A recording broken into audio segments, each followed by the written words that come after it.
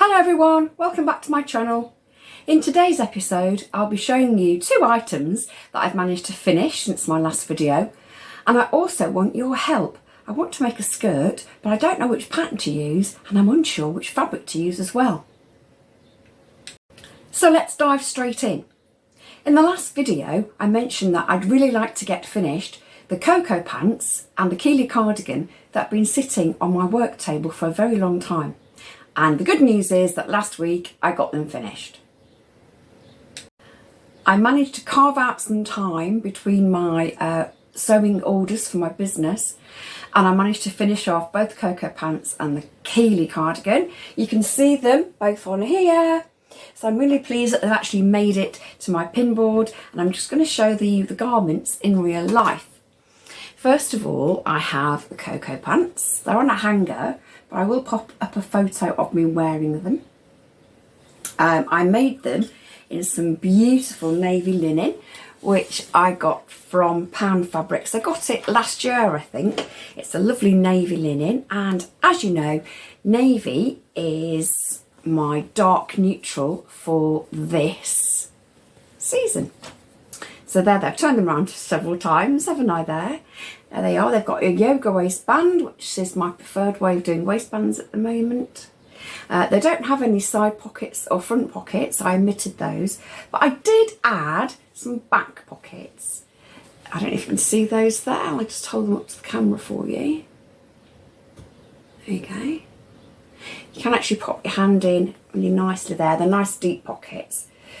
They are the pockets from the Pattern Emporium Getaway Shorts, and all I did was when I was making the trousers, I laid the Getaway Shorts back pattern piece over the back of the Urban Pants and just drew a line at the top where the pocket placement is on the Getaway Shorts. I used the pattern pieces from the Getaway Shorts for the pocket and constructed them in exactly the same way and just popped them onto the back of the Urban Pants and stitched them down. I just wanted to add a bit of interest to the back of the pants there because they are very, very plain pants. I don't know if you can see that. But they are very, very plain pants. And I just wanted to add a bit of interest. I didn't really want big front pockets because I'm only 5'2". I've made the cropped version, and obviously the Coco Pants do have wide legs, and I didn't want to overpower my body by having too much going on the pants. I have worn them twice already and they feel absolutely amazing. I didn't realise that linen was so cool and comfortable in the summer, and they really have proved to be a hit. So I have some more linen. It's in sort of a greyish denim blue. I've got it all washed, and I do intend to make myself a second pair. Okay, so the second thing I made for myself is the Keeley Cardigan. I started it during one of my live sew-alongs in March, and I made this in navy as well. Navy has featured an awful lot in my wardrobe this spring because, like I said, it's my dark neutral, and I wanted to make items that coordinated, so garments that coordinated together and I could wear together. And this is the finished item. It's got one of my labels in the back there. I don't know if you can see because the light's bouncing off a little bit, but it says my Capsule wardrobe, handmade originals, and it's got a little heart there. I really like my labels. It helps me to decide which is back and front as well. Obviously, I wouldn't have the problem with this, but this is the cardigan. I'll show a few photographs of that as well up here somewhere. Yeah, and I put 5 shell buttons down the front, as you can see. I'll let you look at the buttonholes. I think people find buttonholes quite intimidating when they're sewing, especially if you're a new sewist, and I think a lot of people go, oh, buttonholes, and I'm not keen on doing them myself because they're generally the last thing you work on when you have your garment finished, and they make or break your garment. But I'll hold up the buttonholes for you to see. Oops, there we go. Can you see those? I'm quite pleased with those actually. They're automatic one-step buttonholes, made on my Singer 1+ sewing machine. One tip I do have actually is that always do a practice buttonhole, or I mean several. I did several, and I had a piece of the buttonhole on a cardigan left over because I shortened the cardigan quite considerably and cut this lot off, this little bit off the bottom. It obviously went all the way around. But I have my buttonhole, actually it is the exact buttonhole that is on my cardigan. And what I did, I used the other piece from the other side. So it's just the plain piece. I haven't used this for practice. I actually practiced my buttonholes on that, and it's exactly how the buttonhole placket is on the cardigan. It's the same thickness, same fabric, and it's also got a bit of stretch interfacing in there as well. So it's exactly what I was going to be producing or sewing my buttonholes onto on the final garment.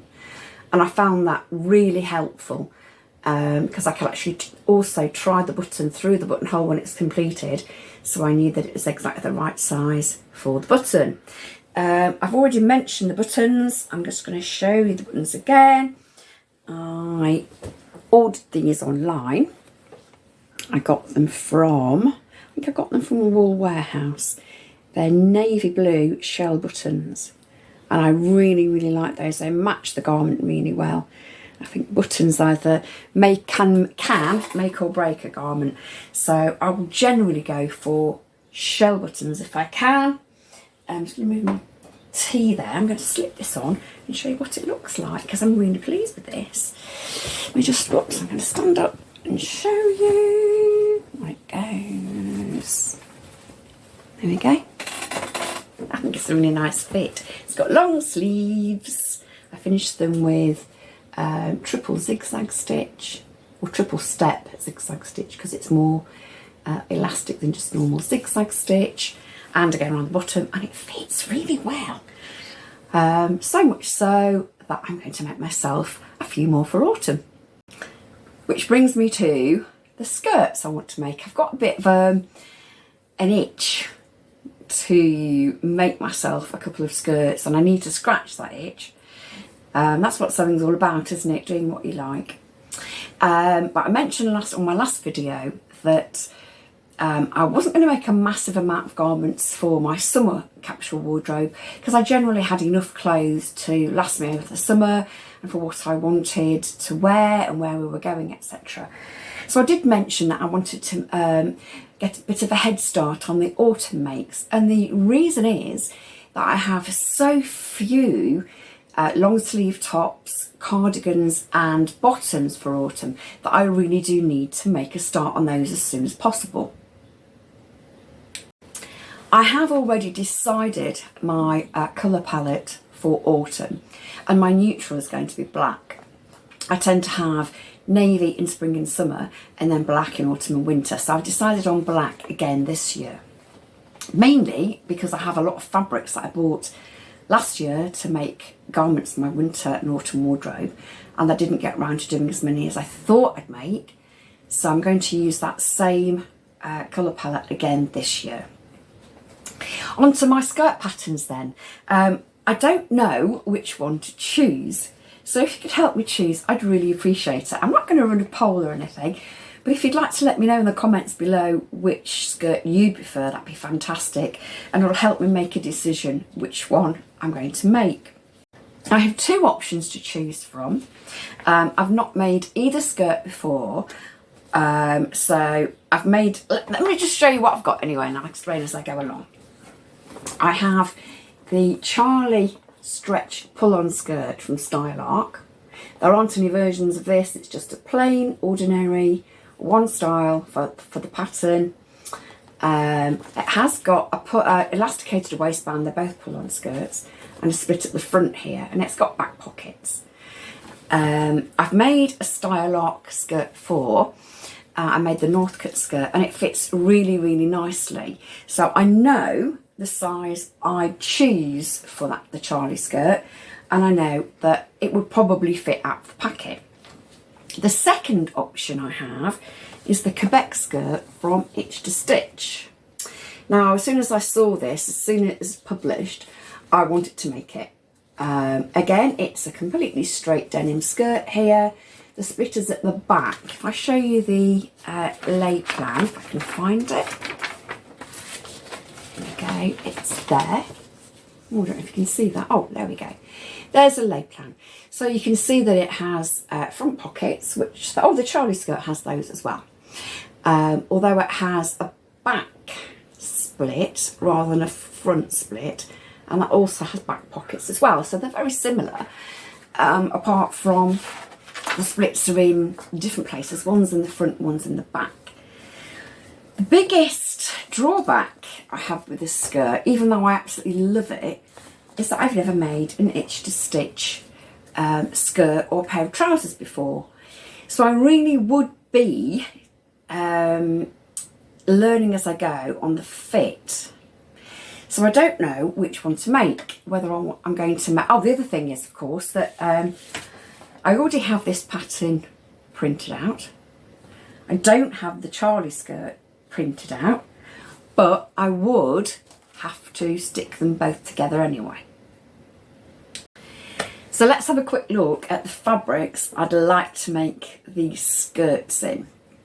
I need 1 metre roughly for each skirt, so I don't think it really matters, and they need to be shortened by quite a lot anyway, because like I said, I'm 5'2", so I need to shorten the skirt, because I would prefer the skirt just above my knee, which is a consideration if I make the Charlie skirt, because the split's in the front of the skirt.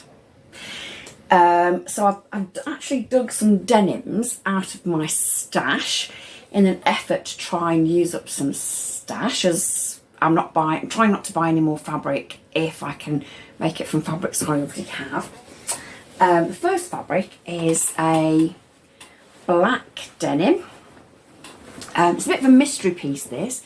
I think it's already laundered because I overlocked it and it looks like it's been laundered, and I've got well over the amount that I need there. It's just a plain black denim. It's got the stretch, it's got the amount of stretch that I need, because like I said, I've tested that already.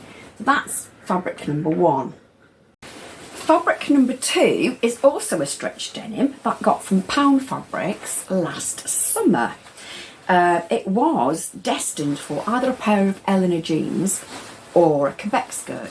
So I think I have about 2 metres of it. So I have enough for either the jeans or the skirt, but I don't have enough for both. However, this is part of Pound Fabrics' core line, so I would be able to order more if I wanted to make jeans at a later date. Again, it's stretch denim, as you can see, nice stretch in it. That again has the recommended stretch for the pattern, and it's slightly more grey than the previous denim. That's probably just due to the weaving of the fabric, but that is denim number 2. I also bought some blue denim from Pound Fabrics last summer, along with the black. This is plain ordinary denim blue. It's quite a light blue. I'm fairly sure both pieces have not been washed, because the the cut edges haven't been overlocked. So I would have to wash both these pieces if I was going to use these pieces. So I certainly won't be making a start on the skirt this afternoon as far as sewing goes. But that's also a stretch denim. As you can see, it's got the correct amount of stretch again, and that's in a lovely denim blue. But all three, this is piece number 3. All 3 pieces are really good quality denims. So I don't know which to choose. Just 2 additional fabrics that I have in my stash that again are destined to be a pull-on denim skirt. There's this denim, which I think I might have showed you before. It's a blue denim, but it's got a etched flower design over it. That's got a really nice amount of stretch. My mum actually gave me this denim, and I absolutely adore it. But it's so nice and soft, I don't want to waste it and make a skirt that doesn't fit. So I prefer to use denims 1, 2 or 3 to make the first skirt, and then making the skirt in the nice fabric. I also have this fabric, which I bought from Tia Knight a couple of years ago, so it won't be available on the website. It's got a massive big white polka dot on the denim blue. Again, that's got a really nice amount of stretch, and I do have another piece of this, but I don't want to waste that either. So that's not going to be for my first skirt, although I would happily make a second or third skirt in that fabric. So please, could you tell me what you think in the comments? Which skirt you think I should make, either the Charlie skirt from Style Arc or the Quebec skirt from Itch to Stitch. And also let me know which fabric you think I should make up. I'm going to have to pop off now and do some sewing for my business. I've got a few things I need to make and lots of things I need to post off tomorrow. I'm taking my mum to a hospital appointment on Tuesday morning, and I've got to drive up there, up to Stoke where she lives, and take her to appointment. So I'll probably be gone all day, so I'm going to have the day off work. So I've worked yesterday, I'm doing a bit of work today, but if I get the chance, I want to stick together the pattern for the Heartlight skirt. I think it's the Heartlight skirt. Yeah, the Heartlight skirt from Pattern Emporium. I am, like I said, I'm itching to make a skirt for myself. I really like this one up here. It's kind of a knee-length skirt. And I want to make it in this fabric. It's navy stretch velvet. It's a piece I had left over from my wedding dress. And I've been dying to make a kind of A-line flirty skirt in this, just so that I can wear it if we go out or, you know, go anywhere at the weekends. So I'm dying to make that up in this. That's all from me this week. If you'd like to leave me a like and a thumbs up and subscribe to my channel, that'd be fantastic. I do know I gabble on an awful lot, but I've got a lot of things to say, and I don't really believe in making videos that are massively long, because I prefer my videos to be short, sweet and to the point. Anyway, so let me know what you think. Give me a thumbs up, give me a subscribe, and I'll see you all very soon. Happy sewing, bye bye.